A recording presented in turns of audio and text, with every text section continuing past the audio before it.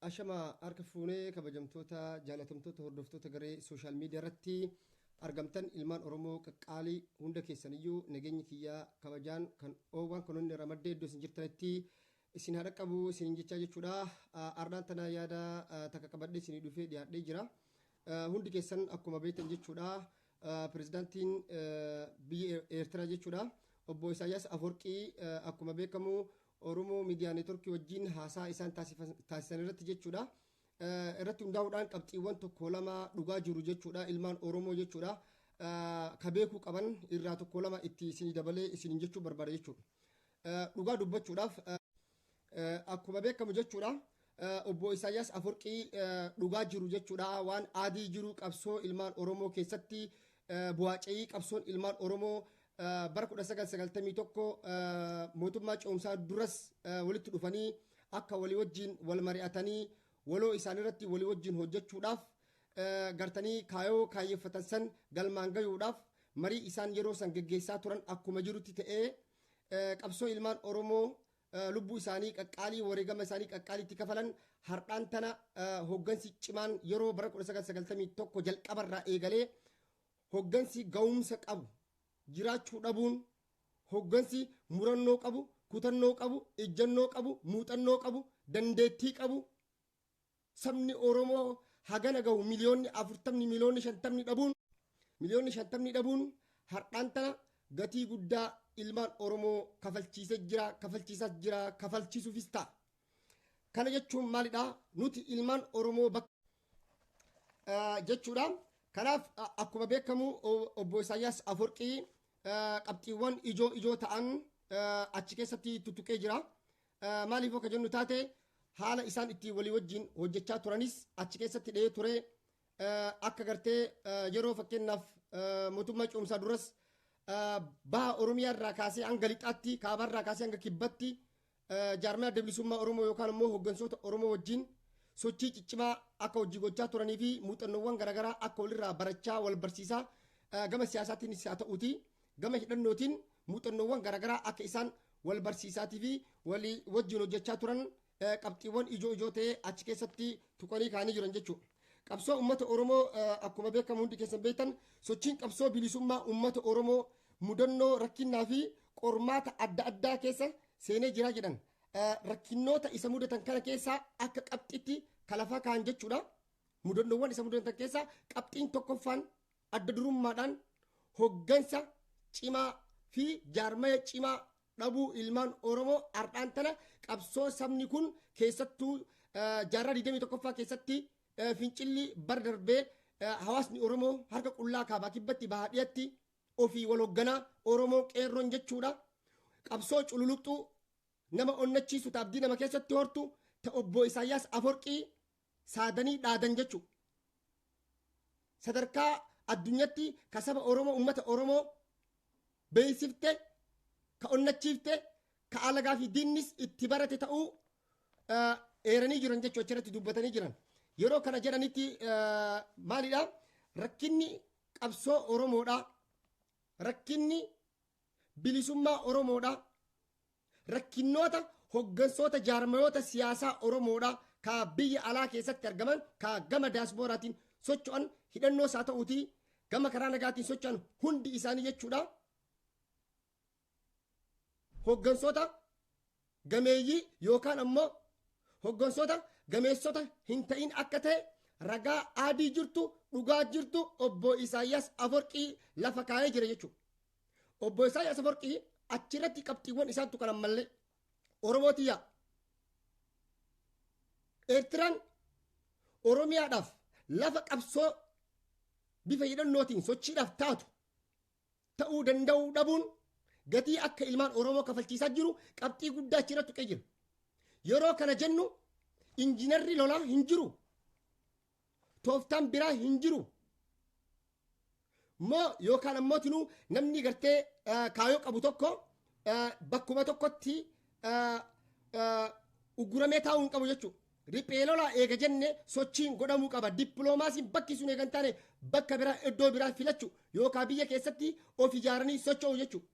Amata 25 ilmaan Oromoo qabsoon Oromoodha eessatti akka sakalamte eessatti akka gufatamte hawaasni Oromootii fi Oromiyaan guutuun ka beeku jechuudha.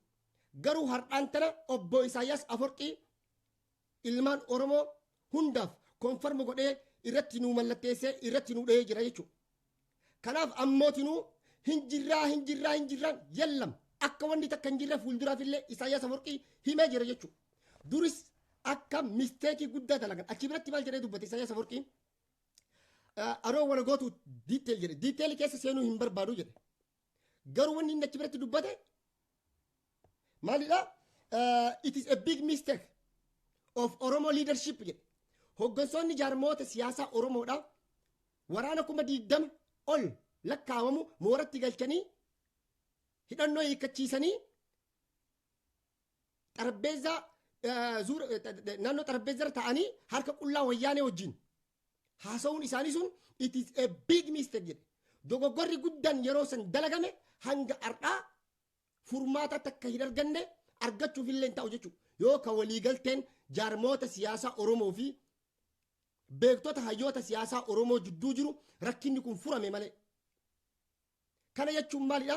Furmaanni biraa hin jiru. Qabsoo Oromoo nuti Eertiraa keessa yoo ta'e qabsoofne malee bilisummaan Oromoodhaa hin jiru.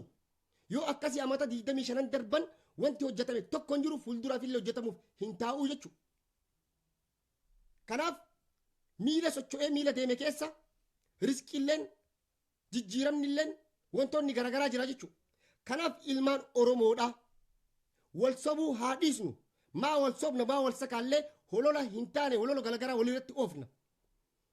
Ana baankii yaarraan tana hoggansa jaarmaa yoo ta'u taate yoo inni kararraa maqe taate akka inni kararraa maqe akka inni hojjechaa hin jirre akka inni dogoggora hojjechaa jiru itti himuu qabaa jechuudha. Har'aan tana jaarmayoonni fi hoggantoonni jaarmoota siyaasaa Oromoo Eertiraa keessa odoo jiran Isaayyaas Aforqii itti himaa jira jechuudha.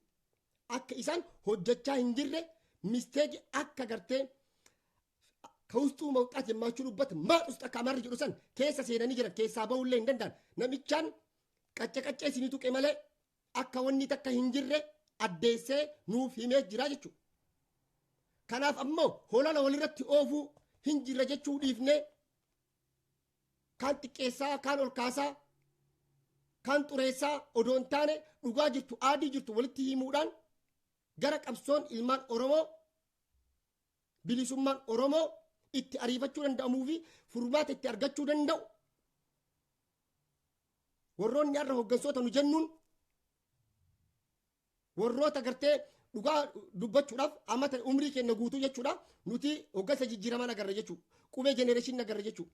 Garuu qabsoo cululuqxuu Oromoo addunyaa irratti beeksiftee onnachiiftee ka godhe garuu qubee jenereeshinii dhaloota haarawaa kana jechuudha. Qabsoon tun ammallee ka furmaata argachuu dandeettu bilisummaan Oromoodhaa dhufuu danda'u. Yoo dhaloonni qubee kun qofti keessatti hirmaachisee qabsaa'ee uummata kakaasee qabsoo Oromoo tana duratti tarkaanfachiise malee qabsoon Oromoodhaa sakaalamtee jirti isinitti himu jira. Kana caala wanni goonu tokko hin jiru jechuudha. Kanaaf ammoo kun hololaa miti dhugaa jirtu aadii jirtu jechuudha. Qabsoon kijiba hin barbaaddu hin kijibina hin sobina. Dhugaa jirtu aadii jirtu hawaasa Oromootti himuudha. Har'aan tana uummata Oromootu qabsoo tana didemoo dhugumaan jaarmoonni har'a hoggantoota nu jennuun qabsoo tana dhiisanii kun facaasee kun diigee kun jaarmaya biraa dhaabatee kun akka barbaadetti taphata. Gama miileena hagana ga'u jechuudha. Eertiraan uummanni xiqqaan sun maayinooritiin xiqqoon sun tooftaasiin fayyadamtee wayyaanee irra aante san jaarmoonni teenna yeroo san turan hoggansoonni jaarmoota maal ta'aniiti? Hayyee isaan san faarsuu qabna. Wayyaanee uummanni maayinooritiin PhD yookaan digirii takka hin qabne warroonni yuunivarsiitii waggaa takkaffaa waggaa lammaffaa odoo baratu keessaa bahe har'aan tana uummata miliyoona 40 gabrummaadhaaf isaan saaxilee jechuudha. Kanaaf obbo Isaayyaas Aforqii lachirra dubbatanii jiran nuti uummata Oromoo wajjin waan waloo keenya waliin qabsaa'uudhaaf kaayoo keenya galmaan ga'uuf dimokiraasiin akka biyya sana irratti dhufu walqixxummaan akka biyya sana irratti dhufu hojii guddaa hojjechaa turre jedhe. Garuu qaruutummaan mootummaan wayyaanee tootaan inni fayyadamee akka OPDO ba'aadeeniin uumuudhaan jaarmoota kan biyya keessaa waraana hiiksisee dhiibee baasuun isaa tooftaan wayyaanee yeroo san fayyadame ummanni bicuun yookaan sabni bicuun yookaan maayinooritiin fayyadame siyaasa ummata keenyarra aanee argamee ummata miliyoona hagana ga'u kana gabrummaadhaaf saaxilee jechuudha. Kanaaf ummanni Oromoodhaa dhugaa walitti hima. Kun obboleessa kee ta'eef, ganda kee ta'eef, kutaa kee ta'eef, laga kee ta'eef miti. Dhugaa jirtu abbaa kee obboleessa kee, fira kee ahlii keetillee hoo ka ta'u taate kun qabsoodha. Dhiiga ilmaan Oromootu jigaa jira. Lafee ilmaan Oromootu cabaa jira. Duguggaa sanyii nurra raawwatamaa jira. Haati Oromoodhaa, ilmaan Oromoodhaa, gadaamessi Oromoodhaa boo'utti jira. Gama hundaan kallattii afranunu humni mootummaan Itoophiyaa qabu hunda nurratti fayyadamee duguggaa sanyii nurratti raawwataa jira jechuudha. Kanaaf ummanni Oromoodhaa bakka jirtanii dammayxanii kaatanii harka wal qabattanii hawaasni Oromoodhaa, ilmaan Oromoodhaa addunyaa irratti jiru biyya baqaa keessatti argamtan kan biyya keessa jirtanis taatanii hundi keessan ummata kanarratti dhiibbaa gootanii tooftaa qabsoon teenna gara duraatti tarkaanfachuu dandeettu. Injiinaroonni waan kana pilaana kaasan bar dhaabni tokko yookaan jaarmanii tokko yookaan kaampaniin tokkoyyuu yoo fakkeenyaaf kaampaniin kun bu'aa kan hin buusne ta'e yookaan cufama kaampanii sun kasaaraa fidaa jira jechuudha. Yookaan ammoo kaampanii sun haala adeemsa tooftaa manaajmentii isaa jijjiiree jechuudha. Haala ittiin inkamii argachuu danda'u, diimandi disipilaayi isaa itti guddifachuu danda'u irratti xiyyeeffatee hojjetaa jechuudha. Kanaaf nuti ilmaan Oromoo maaf sobna hangarra injirra kunoo injirra hayyee ilmaan Oromoo irraan tana maallaqa baasuu wallaalaniiti lolanii lolchiisuu dadhabaniiti garuu qabxiin guddoon ilmaan Oromoo rakkinni isiin ijoon bira jirtu kana odoon jenne hundi isaa jechuudha. Rakkinna hoggansaa akka qaban akka jaarmayni Oromoo jaarmaya bu'aa hin qabne ta'e obbo Isaayyaas Aforqii jala saraaranii isinitti himanii jiran kanallee fudhatiin haga kunis holola jedhaati. Isaayyaas Aforqii in kijiba jedhaan egaa isaan akkatti bilisooman beekan dhugaan ummata isaaniitiif qabsaan kijibaan osoo hin taane jechuudha. Diimokiraasiin biyya isaanii keessa jiraatte jiraachuu baate ummanni sun bilisummaa isaa ummata labsate ummata eenyummaa isaa mataa ol qabatee lafa isarratti dhumu jechuudha. Kana jechuun maalidha? Oromoon bakka jirtanii dammaquudha qabdan jechuudha. Nuti namarratti dhagaa haruu odoo hin taane nama balaaleffachuu odoo hin taane hoggansaa fi jarmee balaaleffachuu odoo hin taane just riveraayis godhaa. Jijjiirraan haa dhufume jijjiiramni wayii haa dhufu. Fakkeenyaaf maalidha? Wannan jechuu barbaadu tokko maali? Fakkeenyaaf qabsoon teenya tun yoo ka gara duratti deemuu dadhabdu taate ka sakaalamtu taate eessatti sakaalamte eenyu sakaale abbaan sakaalee fi bakka itti sakaalamte Oromoon guutuun hin beeka. Kanaaf ammoo holola kaan irratti of dhagaa darbachuu odoo hin taane dhaabbattanii of laaltanii of caqastanii bitaa mirga laaltanii dhugaadhaan saba Oromoodhaaf qabsoo jirra. Dhugaadhaan bilisummaa Oromootiif hojjechaa jirra waan jedhu tokko of laalaa. Ummata kana hamilee qabu kana hamilee isaaniitti eegutti jirra moo ummata kana hamilee isaanii tuqaa jirra ka jedhus dhaabbadhaatii of caqasaatii of laalaa jechuudha. Kun it is a big shame jedhe laan. It is a big shame. Saba miliyoona 40 hoggansi muuxannoo hin qabne dandeettii hin qabne ummata ganaa warra keejii barataniin warroota shawwadaman jechuudha. Har'as kun facaasee kun garuu wanni qabsoo Oromoo kun waan baay'ee tokko nama gaddisiisu. Kanaaf isinis dhaabbadhaa hundi ilmaan Oromoo dhaabbadhaa of caqasaa. Karaan nu baasu karaa kamii?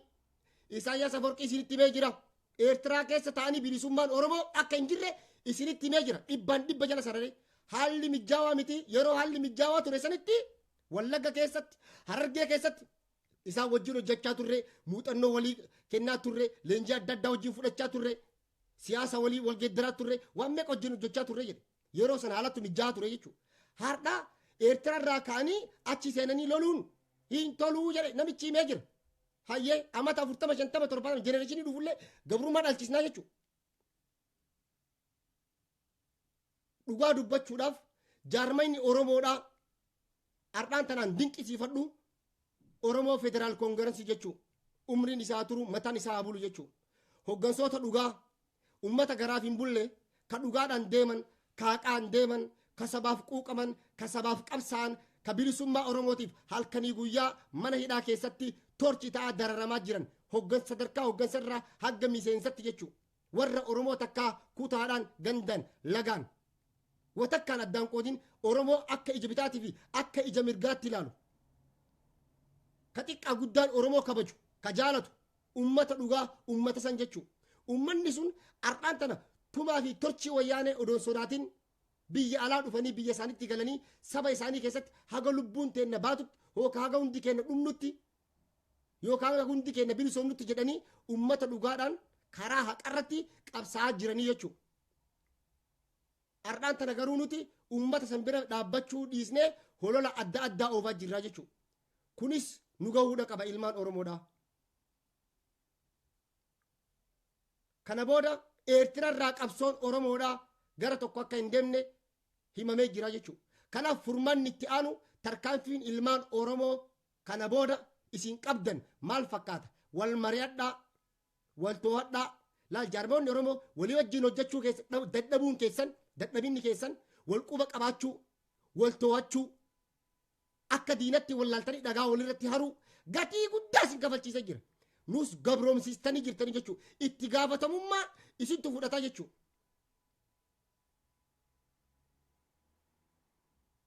Waan baay'ee tokko garaa nama nyaatu jechuudha. Sabni hagana gahu gabrummaa jalatti kufee qabsoon eessatti akka sakaalamte numa dhagaa, numa oobsa, numa dhagaa, numa oobsa. Kana booda hoo Oromoo tarkaanfiin keessan maal ta'uu akka danda'u hundi keessan hundi beektanii jechuudha.